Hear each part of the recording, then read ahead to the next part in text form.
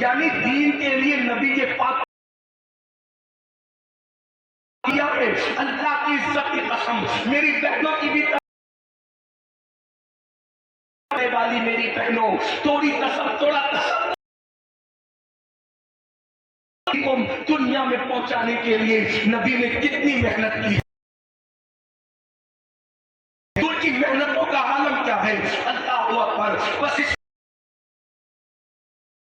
ایک دن ام المومنین سیدہ عائشہ صدیقہ نے کہا تھا یار مشکل دن کون سا ہے آپ کی زندگی کا سب سے سوال بھی خود ہی کرتی ہے جواب بھی خود ہی دیتی ہے. سب سے مشکل دن احد کا دن ہے نا. اللہ اللہ ام المومنین آقا فرماتے نہیں عائشہ حالانکہ عائشہ احد کا دن کتنا مشکل تھا. پیٹ بھر کر کے کھانے والوں مسجدوں کو ویران جانے والوں شادیوں میں ڈیجے لگانے والوں نبی کی محنتوں کا احساس کر لو. جو باپ کا کرتا ہے اور جو نبی کی محنت کا احساس کروں. سنو سنو ام المومنین زندگی کا سب سے مشکل دن تھا. کہا نہیں عائشہ لیکن ایک ساتھ مدینے سے اٹھی ہے سب اکبر. یعنی کتنی عورتیں بیوہ ہوئی ہے جب کہیں کتنے ننھے ننھے بچے یتیم ہوئے ہیں. دین تم تک پہنچا ہے. دین کو کانے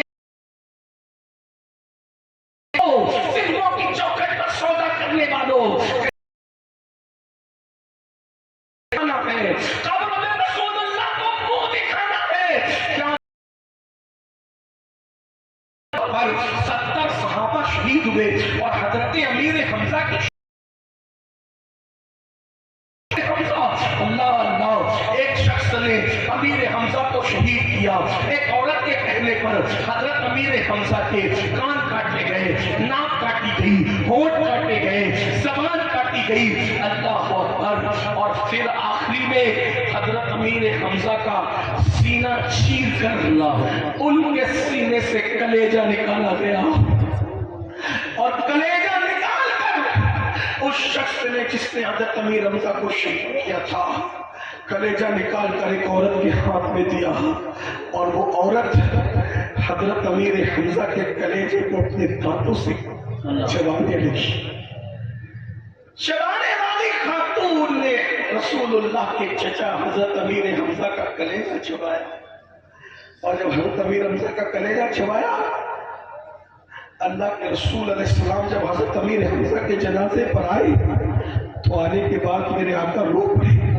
اتنا روئے کہ روتے روتے آنسوؤں سے داڑھی شریف تر ہو گئی. اور جس دن وہ 70 لوگ شہید ہوئے تھے ان لوگوں کو کفن پہنانے کے لیے مسلمانوں کے پاس کپڑا بھی نہیں تھا. آج اگر کوئی لاوارث اگر آج کوئی لاوارث لاش ریلوے اسٹیشن پہ پڑی نظر آتی ہے تو لوگ اس کو بھی چندہ کر کے پورا کفن دیتے ہیں. لیکن اسلام کے لیے وہ لوگ جو شہید ہوئے جن کے لیے قرآن میں آیت آئی ہے وَلَا تَقُولُوا لِمَنْ يُقْتَلُ فِي سَبِيلِ اللَّهِ أَمْوَاتٌ بَلْ أَحْيَاءٌ وَلَٰكِن لَّا تَشْعُرُونَ. یہ خاص بات نازل ہوئی ہے شہدائے احد کے لیے اور اس کا حکم پھر ہر شہید کے لیے قیامت تک کے لیے. لیکن سوچو تو صحیح کہ ان کو کفن دینے کے لیے کپڑا بھی نہیں تھا. اس وقت حضرت امیر حمزہ کی بہن سیدہ صفیہ میدان احد میں موجود تھی. جب دیکھا کہ میرا بھائی شہید ہو گیا ہے تو اپنے بیٹے حضرت زبیر بن عوام سے کہا کہ بیٹا میرے گھر میں سوتی 2 دوپٹے کے ٹکڑے موجود ہیں 2 دوپٹے اٹھا کر کے لاؤ.